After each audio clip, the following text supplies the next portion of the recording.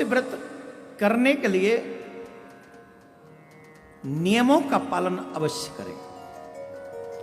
वो नियम क्या है? 100% की गारंटी है, ये ऐसे नहीं है जो तो अगर आप इस व्रत को रखें तो नियम क्या है? नियम के साथ आपको ये व्रत रखना है। सबसे पहली बात है, जिस दिन आप ये व्रत करें रात्रि में, मतलब रविवार की रात्रि में ब्रह्मचर्य का पालन करके रहें। दूसरा, सोमवार के सूर्य के उदय होने से पूर्व आप अपना बिस्तर छोड़ दें।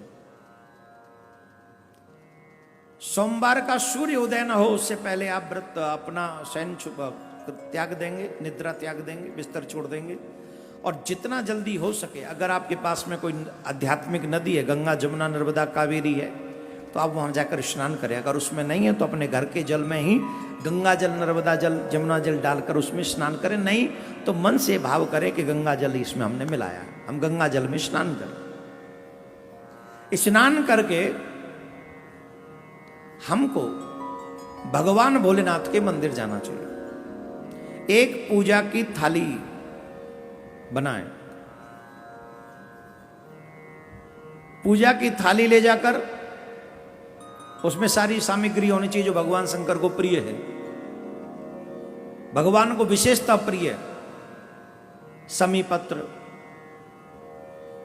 बेल पत्र, धतूरा, भांग, भस्म, मंदार पुष्प,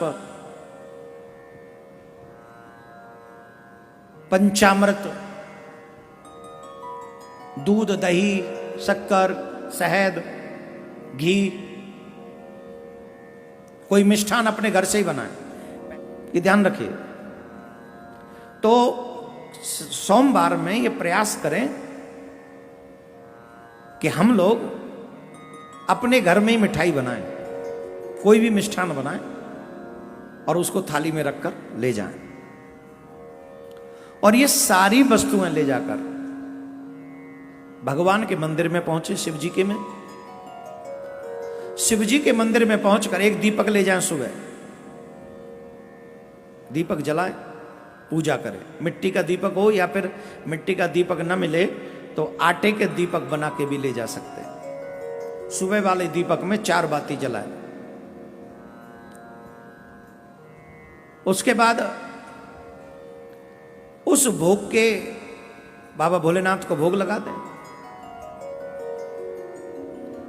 पूजा करें, अभिषेक करें, बेलपत्र चढ़ाएं, धतूरा चढ़ाएं, भांग चढ़ाएं, मंदार चढ़ाएं, सब चढ़ाएं।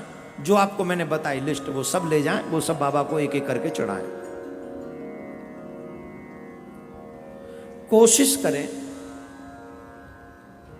108 बेलपत्र ले जाएं, जिस पे या तो नमः शिवाय लिखा हो या राम नाम लिखा हो। सोमवार को ऐसा मान्यता है कि बेलपत्र नहीं तोड़ना चाहिए, तो इसके लिए रविवार को ही शाम को तोड़ लें, सुबह उसका प्रक्षालन करके वो चढ़ाए जा सकते हैं। शाम को फिर पूजन करें प्रदोष के समय, और इस बार सारी सामग्री ले जाने के साथ साथ 6 दीपक लेके जाएंगे। कितने? 5 दीपक शिव जी के मंदिर में चढ़ेंगे और 1 दीपक वापस थाली में आएगा।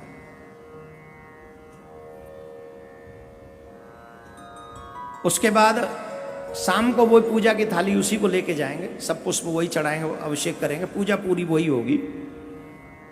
जो आपने मिष्ठान बनाया उस मिष्ठान का भोग आपको शाम को लगाना है। 3 भाग करने, 2 भाग शिव जी पे चढ़ा देने, 1 भाग वापस ले आना। दीपक लेकर जब आप आए तो वो दीपक जलाना है आपको अपने द्वार पर। जब आप घर में प्रवेश करें तो सीधे हाथ पर, right hand side, right hand side वो आप दीपक जलाएंगे। मिट्टी का दीपक होना चाहिए, फिर आटे का। अगर मिट्टी का नहीं हो तो आटे का भी चलेगा, बना ले जाएं। और सभी दीपक की 4-4 बातियां होनी चाहिए। ये व्रत रहेगा। और वो जो प्रसाद एक भाग आप लेकर आए हैं, वो प्रसाद दीपक जलाकर घर के बाहर शिव जी को प्रणाम करके, नमन करके, फिर वो प्रसाद आप ग्रहण करें। उसके बाद आप शाम को भोजन भी कर सकते हैं, लेकिन उसमें नमक नहीं होना चाहिए, याद रखें। 3 पहर का व्रत होता है, नमक का प्रयोग उसमें नहीं होगा। 5 व्रत आप ऐसे करेंगे, 5वें व्रत में आपको उद्यापन करना है। यही क्रम एवरीडे हर सोमवार को होगा, लेकिन उद्यापन के समय एक बात होगी कि आप एक पानी भरा नारियल लेंगे, उस पर कलावा बांधेंगे। कलावा बांधते समय अपनी सारी इच्छा रखेंगे कि मुझे बाबा कृपा करके ये दे दो, बाबा कृपा करके मुझे ये दे दो, बाबा मुझे कृपा, जो भी आपका मनोरथ रहा हो, आप वो मनोरथ उस कलावा को बांधते समय याद करेंगे।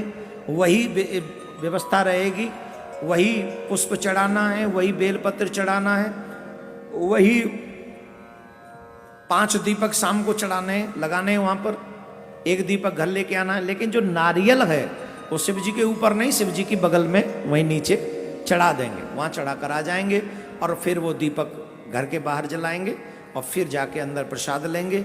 और फिर जो है इसमें ब्रह्मचर्य का बहुत महत्वपूर्ण भूमिका है। रविवार रात्रि से ही मंगलवार की मॉर्निंग तक हमारे मन में काम क्रोध जितना ना के बराबर रहे, काम तो बिल्कुल भी ना रहे। ज्यादा से ज्यादा शिव देवियां हैं वो नमः शिवाय बोले, जो पुरुष हैं वो ओम नमः शिवाय बोले। समझ गए? इस मंत्र का जाप ज्यादा से ज्यादा करें।